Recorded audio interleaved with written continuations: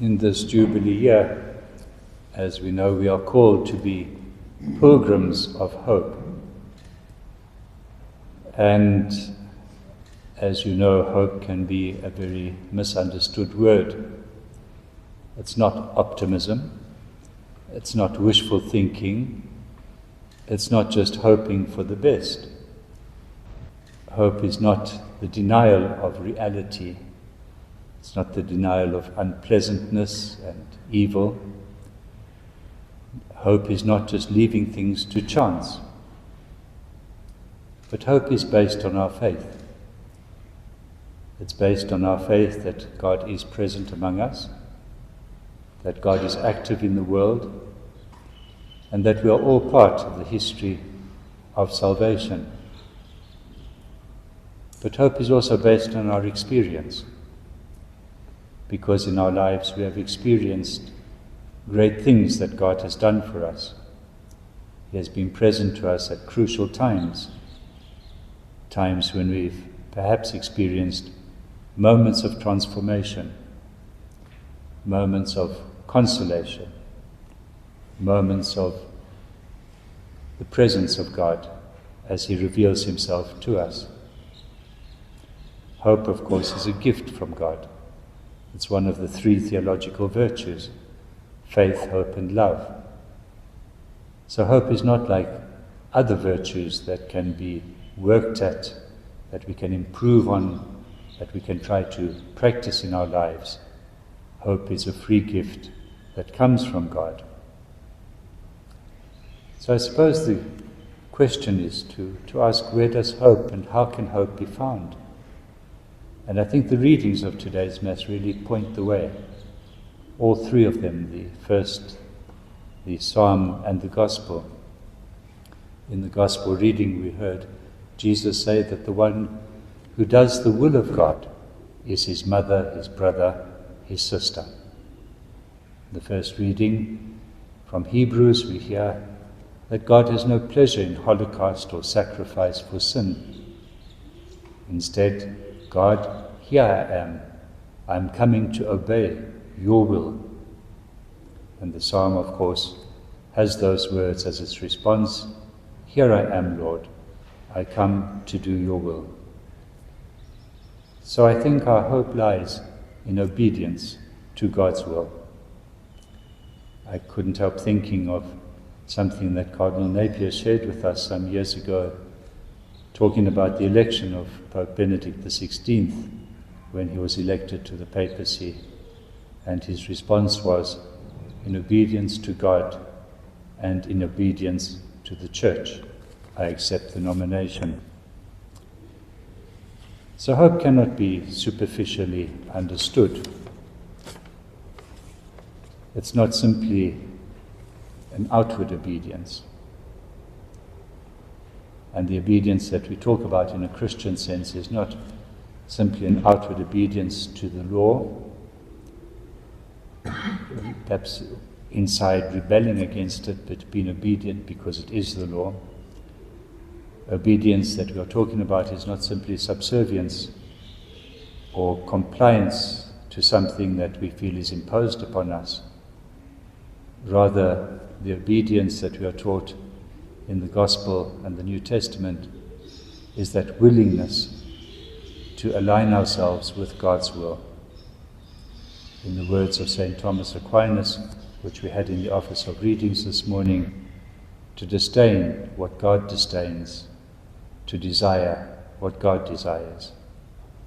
So obedience is not just compliance, but it's a willingness to accept and to obey whatever God asks of us.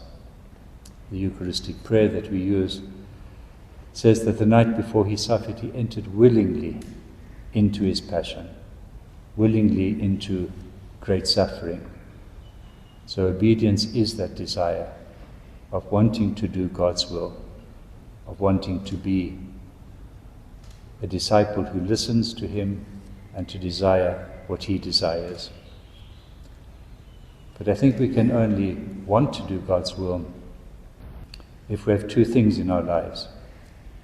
First of all, we need to experience God, to have that encounter with God, to know God's love, His mercy, His forgiveness, not only in an intellectual way, but also on the affective level. And it's our task as witnesses to the gospel to accompany people, to aid people, to experience God in their lives, to have that encounter, to get to know and to experience God's love for them, His mercy and His forgiveness. But also, if we want to do God's will, we must have that sense of mission, a sense of participation in the history of salvation. And therefore I think the endeavor that we are taking as a conference, the endeavor of having a missionary council, is really of utmost importance for the good of the Church in our region. It's one of the most important works of the conference. The aim is to help all the faithful to embrace their baptismal vocation to mission, to be bearers of Christ, to witness to the light, to witness to life, to witness to truth.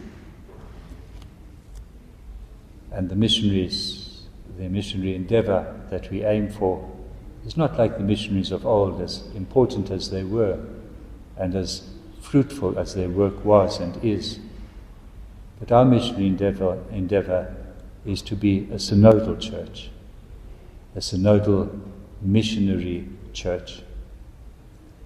That hope is given and lies when we are able to collaborate with each other, to collaborate with God in the work of salvation, to collaborate with God in terms of self-giving.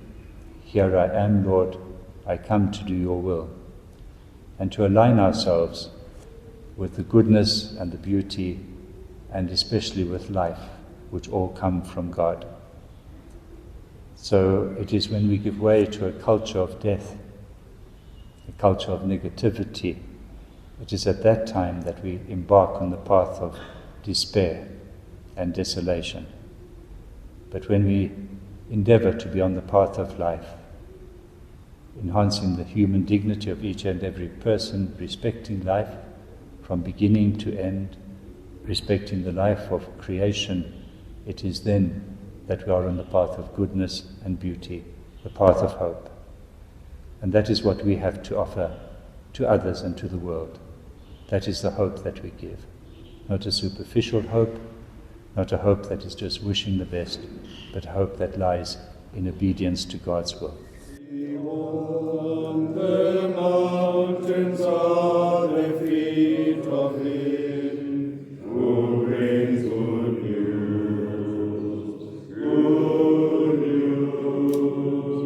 announcing peace, proclaiming news of happiness.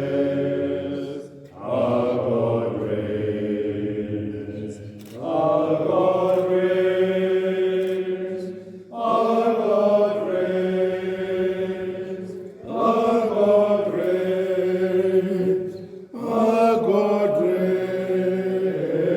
reigns, our God reigns. You watchmen lift your voices joyfully as one. Shout for your King, your King. See eye to eye, the Lord restoring Zion. Your God reigns, your God reigns, your God reigns, your God reigns, your God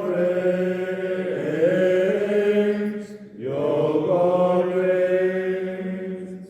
Waste places all